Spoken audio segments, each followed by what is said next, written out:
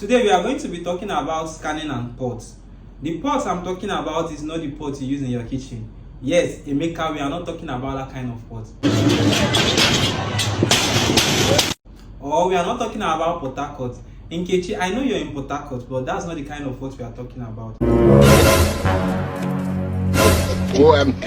We are going to be talking about scanning and ports in cyber security. So what is scanning? Scanning is the process of actively probing a computer system or network to discover the hosts that are present, the ports that are open, and to also find out the services that are running on that computer system or network. What are you saying? What is he saying? You can use tools such as Nmap to carry out your scanning process. So take for example, if I want to scan a website, I can start my scanning process and then find out that maybe port 80 is open and port 443 is open as well, but port 22, which is the SSH port, is not open.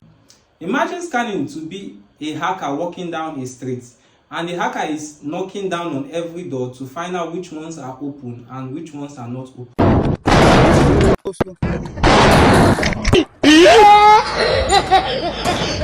So ports are doors in a computer system. Scanning is the process of finding out which of these doors or these ports are open. So this is the basic concept of scanning. Now it's time for us to talk about ports. So what is a port? A port is a door in a computer system that permits information to come in or go out. There are 65,535 ports in every computer system or network. All light for me now hear wetin you dey talk. You say wetin? Meaning we have 65,535 TCP ports and 65,535 UDP ports in every computer system. 65,535 UDP and TCP ports. Yes, Emeka, that is correct. We have this number of ports in every computer system. Oh my God! So I'm going to give you a typical example so that you can understand the basic meaning of ports. If you want to visit a website, maybe youtube.com or tiktok.com to go and watch your videos, now you're going to open up your web browser, right? You're going to open up maybe Google Chrome or Firefox or Opera Mini. And once this is open, your computer system or your mobile phone is going to assign a port down to that your web browser, maybe Chrome or Firefox or Opera Mini. Now, it is through this port that your web browser is going to be able to communicate with youtube.com or tiktok.com. Information is going to be sent out through these ports, and information is going to return back to your web browser to you through this same port. So port serves as door that permits information to come in or go out. Ports also separate different services in our phones or in our system. For example, port 80 is the port for HTTP. Port 443 is the port for HTTPS. Port 25 is the port for SMTP, which is in charge of mail control. So ports separate and they offer different services. Ports also provide security control because we can have open ports, filtered ports, and closed ports. Ports also support multiple connections at once. Take for example, on your mobile phone or on your system, you have so many apps. You have Spotify, you have WhatsApp, you have YouTube, you have TikTok. Now, it is possible for you to make use of all these apps at once because of ports. That your mobile phone or your computer system is assigning a separate port to each and every single one of those apps on your machine. Now, this makes it possible for you to be able to communicate with the server of those apps.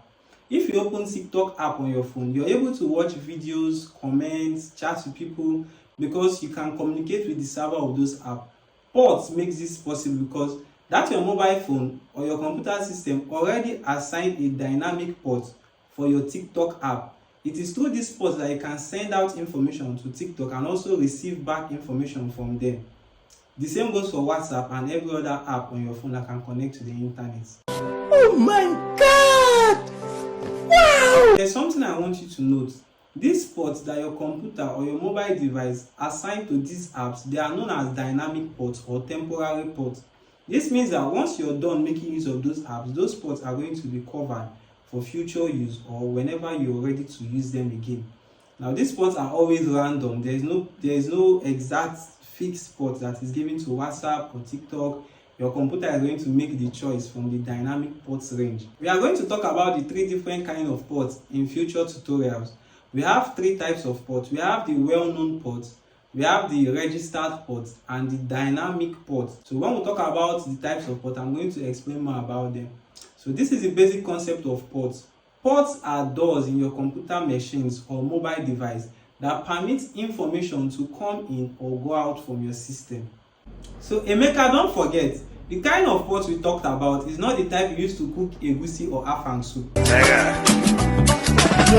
Amaka, I know you're in Port Harcourt. Do fast and go back home. Your mom is waiting for you. I beg you in the name of God. You're supposed to be in Enugu, but you're in Port Harcourt. Do fast and go back home. So this is going to be the end of our tutorial, and I will see you in the next one. Thank you.